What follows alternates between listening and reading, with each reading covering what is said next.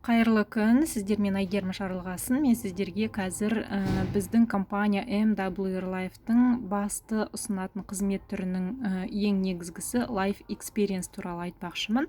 Life Experience дегеніміз бұл компанияның өзінің серіктестеріне арналып ұйымдастыратын жаңағы 50-70 адамға дейін демалуды ұйымдастыратын авторлық турлары.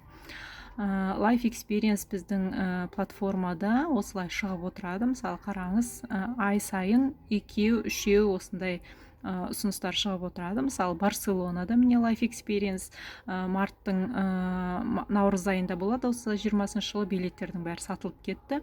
Ал мынау Нью-Йоркта өтетін Life Experience, соны ашып көрсетейін. Біздің членский взнос ай сайын $90 именно осы Life Experience-тарға жиналады. Бір жыл бойы жинайсыз, сонан кейін бір жылдан кейін сол $1080 алып, осындай Life Experience-терді сатып алып саяхаттайсыз. Немесе 3 адам шақырсаңыз, осындай саяхат сізге тегін болады. Міне Нью-Йоркта 4 июль күні, яғни 4 шілдеде Life Experience болады.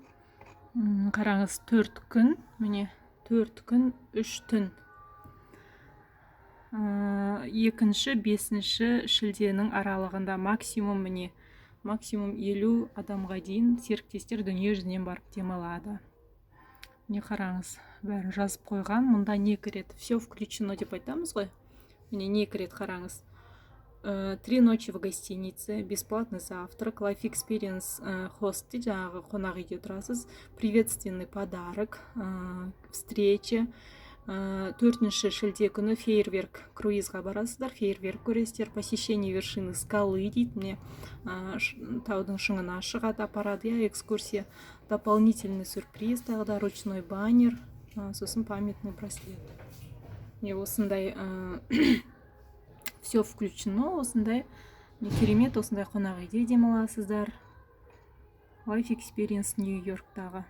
Әр күннің бағдарламасы жазылған. Прибытие в Нью-Йорк, штат Нью-Йорк дейді. Міне бірінші күні, екінші күндері бәрі жазылып тұр. Свободный день екінші күн, немесе жаңа экскурсия дейді, өздері ұйымдастырады, бәрін апарат. В общем, сіз жаңа 3 адамды шақырасыз да, $90 ай сайын компанияның есебінен аласыз. Сонан кейін бір жылдан кейін осындай керемет турларға саяхаттауға барасыз за счет компании. Керемет.